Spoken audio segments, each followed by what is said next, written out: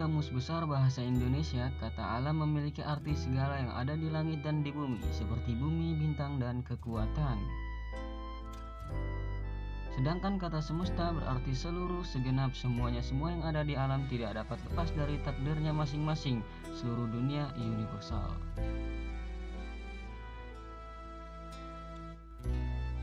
Di abad ke-19, gagasan yang umum adalah bahwa alam semesta merupakan kumpulan materi berukuran tak terhingga yang telah ada sejak dulu kala dan akan terus ada selamanya.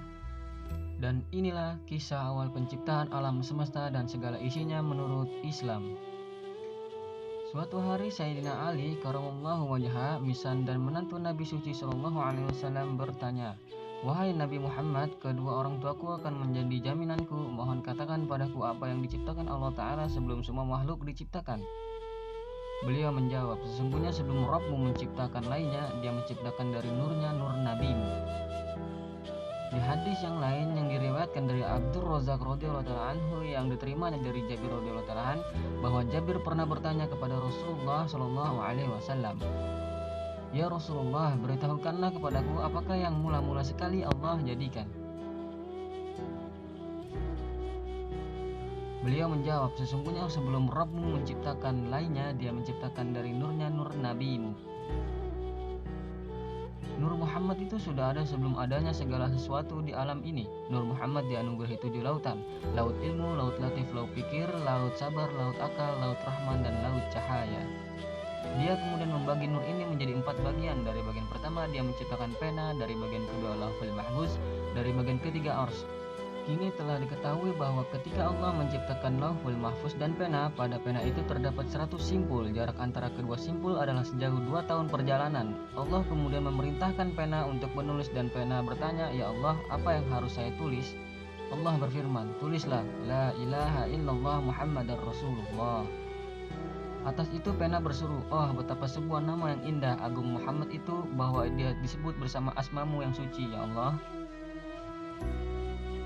Allah kemudian berfirman, "Wahai pena, jagalah kelakuanmu.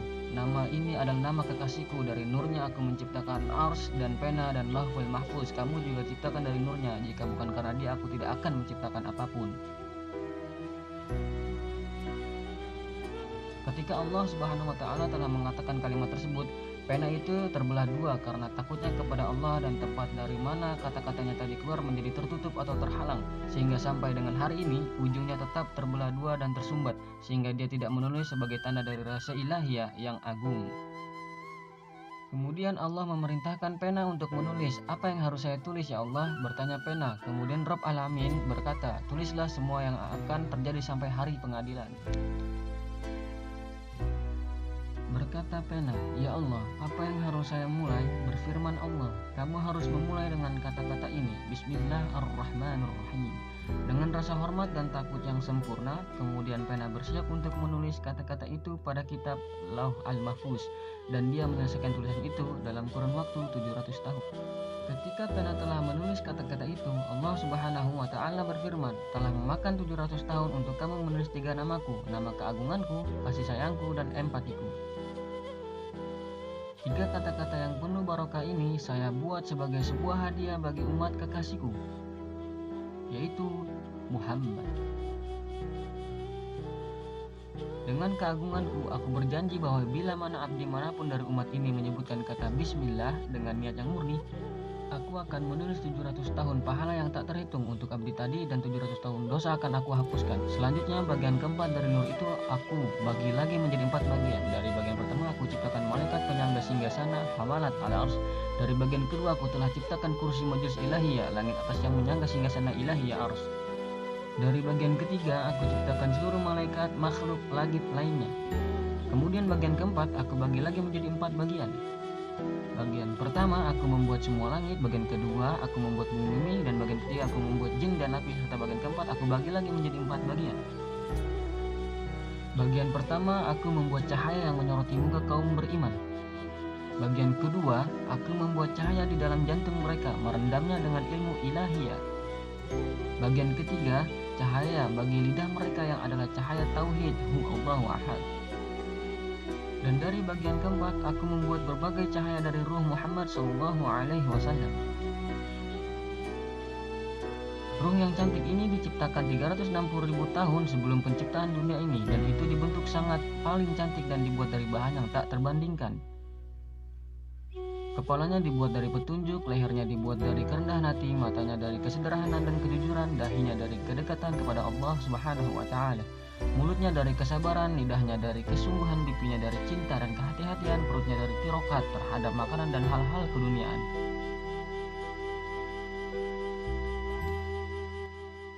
Kaki dan lututnya dari mengikuti jalan lurus, dan jantungnya yang mulia dipenuhi dengan Ar-Rahman. Ruh yang penuh kemuliaan ini diajari dengan rahmat dan dilengkapi dengan adab. Semua kekuatan yang indah kepadanya diberikan risalahnya, dan kualitas kenabiannya dipasang. Kemudian mahkota kedekatan ilahiyah dipasangkan pada kepalanya yang penuh barokah, masyhur dan tinggi di atas semua lainnya. Didekorasi dengan ridho ilahiyah dan diberi nama Habibullah, kekasih Allah yang murni dan suci. Kemudian Allah Subhanahu wa Ta'ala menciptakan sebuah pohon yang dinamakan Syajaratul Yaqin. Tangkainya berjumlah 4, kemudian diletakkanlah Nur Muhammad pada pohon tersebut. Namun kehadiran Nur Muhammad itu membuat pohon bergetar hebat hingga berubah menjadi permata putih. Sedangkan Nur Muhammad memuji bertasbih kehadirat Allah Ta'ala 70.000 tahun lamanya. Pada permata tersebut, Nur Muhammad mencoba bercermin. Bentuknya seperti burung merak dan pakaiannya demikian indah dihiasi dengan berbagai perhiasan. Kemudian ia bersujud 5 kali. Allah Subhanahu wa Ta'ala melihatnya membuat Nur tersebut merasa malu dan takut, lalu keluar keringat dari kepalanya. Dari keringat kepalanya tersebut Allah Subhanahu wa Ta'ala menciptakan nyawa malaikat. Dari keringat wajahnya diciptakanlah nyawa arsy, matahari, bulan, bintang, dan apa-apa yang ada di langit. Keringat dadanya menjadi bahan untuk menciptakan nyawa para rasul, nabi, wali, ulama, dan orang-orang soleh. Adapun keringat yang muncul dari keningnya diciptakanlah nyawa orang-orang mukmin dari umat Nabi Muhammad SAW. Dari keringat kedua telinganya diciptakan oleh Allah Subhanahu wa Ta'ala orang-orang Yahudi, Nasrani, dan orang-orang kafir dan sesat.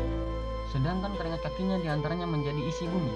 Pada waktu selanjutnya Allah menciptakan lentera api yang merah yang cahayanya menembus ke dalam dan keluar. Lalu Muhammad dimasukkan ke dalam lentera tersebut, berada di dalamnya dalam posisi berdiri.